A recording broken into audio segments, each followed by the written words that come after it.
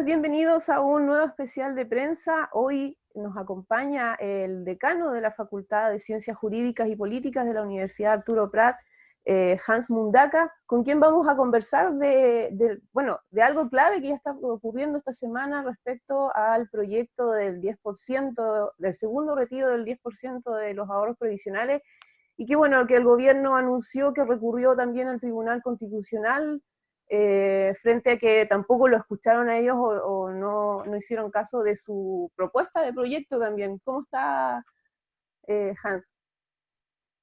Bien, muchas gracias. Buenos días. Un placer estar con ustedes eh, eh, en- y espero poder conversar algunos temas que puedan ser o que contribuya al análisis de la situación que estamos viviendo.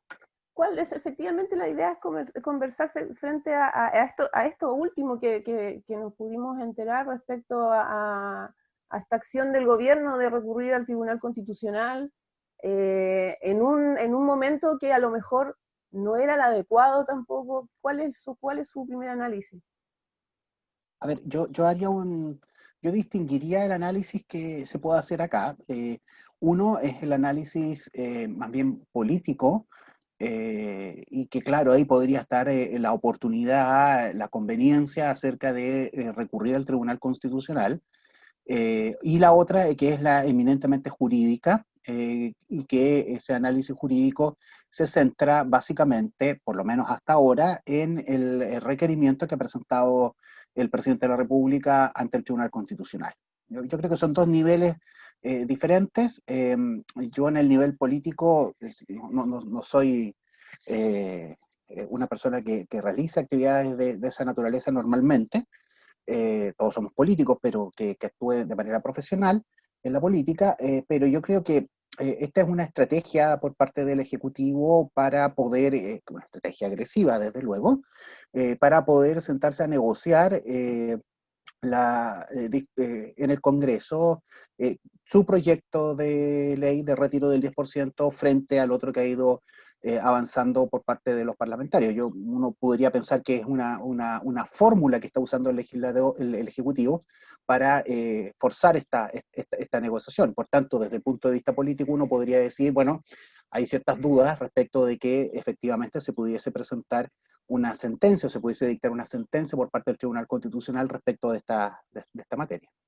Bueno, pero en el sentido también de cómo reacciona también la ciudadanía frente a esta decisión, no viene a acompañar mucho tampoco, ya el bajo porcentaje de aprobación que tiene el gobierno, y con esto empeora también la situación. Ya incluso hay amenazas, ya hay advertencias de movilizaciones también por lo mismo. Ese es uno de los problemas que tiene esta estrategia, o sea, asumiendo que la estrategia es para negociar, ¿ya? Para forzar una negociación.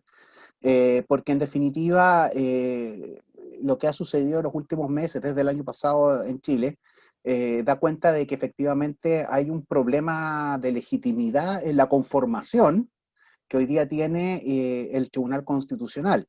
Entonces, si ya a partir del 25 de octubre hubo una votación ampliamente mayoritaria por decir que queremos cambiar la Constitución y luego recurrimos a uno de los órganos que está cuestionado en cuanto a su conformación, creo yo que eso por ahí puede ir la discusión, que establece la Constitución de 1980, es una cuestión un tanto compleja de entender. Ahora, en eso también se explica parte del requerimiento que se ha presentado, algunos de los argumentos que ha presentado el Ejecutivo dentro de esta demanda, por denominarlo de alguna manera, técnicamente un requerimiento, pero una demanda ante el Tribunal Constitucional. O sea, hay argumentos que uno podría decir que son argumentos discutibles desde el punto de vista del derecho constitucional. Claro que eso es un análisis más bien desde el punto de vista jurídico, estrictamente. Bueno, en este sentido, Hans, la gente entiende que la propuesta del gobierno o el proyecto paralelo que presenta el proyecto es una especie de préstamo Uh que hay -huh. que devolver. Y eso es al final lo que molesta seguramente a la ciudadanía respecto a por qué tiene que devolver el dinero que es de uno. Bueno, probablemente ese sea uno de los temas complejos porque efectivamente se traduce en que si es mi propio dinero, o sea, ¿por qué me tengo que hacer un autopréstamo? Si yo tengo si tengo la propiedad de esos dineros, que es lo que algo que ya se ha discutido latamente y que se ha dicho que cada uno de nosotros y nosotras somos propietarios de los fondos previsionales, ¿por qué yo tengo que estar devolviendo esa plata? ¿Ya? Entonces, ahí hay cosas que falta efectivamente explicar por qué razón debiera ser.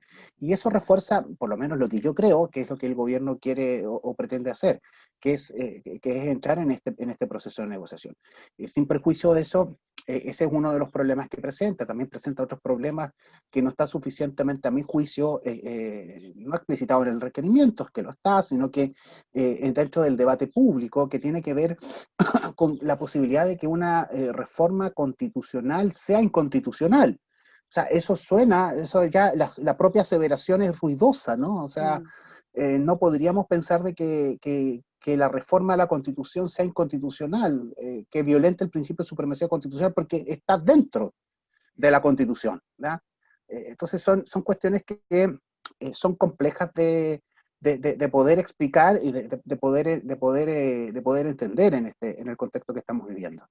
Bueno, y respecto al proyecto en sí, el que ya está avanzado, que incluso tiene aprobación de parte del oficialismo también, se habla mucho de que va a haber mucha gente que va a quedar sin dinero, que va a quedar sin sus ahorros por retirar, por hacer este segundo retiro. ¿Se ve así de verdad? ¿Usted cree que realmente va a haber una crisis de ahorro respecto a unos años más? Si se hace este retiro, este segundo retiro. Habría que revisar los datos para poder determinar cuántas personas son las que quedarían con fondo cero. Ese sería un tema, y el rango y la edad que tienen, porque Claro. a partir de eso es lo que podría pensarse de que podría haber una recuperación de los fondos o una nueva inversión de los fondos. Eso también va de la mano ¿cómo se llama? Con la proyección de años para que la persona se pueda jubilar. Sin lugar a dudas, las personas que tienen más años son las que van a presentar mayor problema si es que se quedan sin fondos, ¿ya? En términos de expectativa de poder recuperar ese dinero. El punto, a mi juicio, acá es que es algo que no se ha logrado entronizar adecuadamente dentro de la discusión legislativa respecto de la reforma previsional. Y es, por un lado, si lo que se busca es mantener un sistema previsional basado casi exclusivamente en la capitalización individual, o que sea un sistema en el que se vayan incorporando otros elementos que tienen que ver con la solidaridad también, ¿verdad? Y eso pasa también por una serie de discusiones que probablemente se van a dar en el contexto constitucional. Por ejemplo, el reconocimiento, si es que se llega a establecer un reconocimiento de todo tipo de trabajo, ¿ya? Remunerado o no remunerado. Pensemos en el trabajo que realizan muchas personas en su hogar, ¿ya?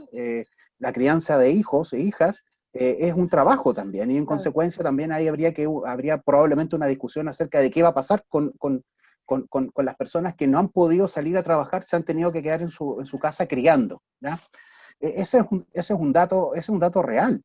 Entonces, probablemente la idea de la solidaridad dentro de un sistema de previsión social se tenga que ir abriendo paso dentro de la discusión de la nueva constitución. Entonces, va muy de la mano también con eso.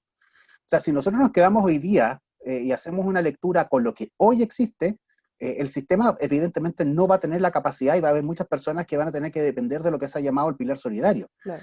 Sin embargo, si es que el sistema se proyecta en un sentido de que vaya compatibilizando la capitalización individual, pienso yo, con una serie de otros elementos que permitan darle un componente de solidaridad fuerte, probablemente el escenario pudiera ser distinto y pudiese entonces generar una sociedad más igualitaria. ¿Ya? Solamente el ejemplo de las personas que trabajan en casa, ¿ya? Criando niños y niñas. Ese es un ejemplo y podríamos Ujú. encontrar varios otros. ¿Ya? En una sociedad que es desigual, probablemente las condiciones que determinan las posibilidades de éxito en términos de remuneraciones muchas veces no van a depender de la persona, sino que van a depender de contextos externos a la persona. En consecuencia, de eso también tenemos que hacernos cargo en esa, a través del sistema previsional. Hay dos, básicamente, yo he escuchado por lo menos a los expertos en esta materia, hablando desde el punto de vista del derecho, de que han seguido dos discusiones. Una, que es aquella discusión que se refiere a la, a si vamos a dar una solución pragmática, es decir, no nos vamos a casar con ningún modelo preexistente, sino que lo vamos a ir adaptando a nuestras propias realidades, porque el problema tiene que ver con los fondos, perdón, con las pensiones, que son muy bajas, que hay que subir las pensiones. Hasta ahí llega esa postura. Y los otros que plantean, mire, todo sistema de seguridad social, desde la década de 1950 en adelante, debe cumplir con ciertos lineamientos, con ciertos pilares. Por tanto, si uno mira el principio de solidaridad, que es transversal dentro de este planteamiento, el sistema chileno empieza a caer y podría pensarse que es un sistema de seguros y no de seguridad social. Bueno, Hans, muchas gracias por su tiempo y por compartir un poco del análisis con nosotros. Y, No, encantado, muy agradecido por la consideración. y nosotros nos vemos en un próximo especial de prensa acá en Iquique Televisión Noticias.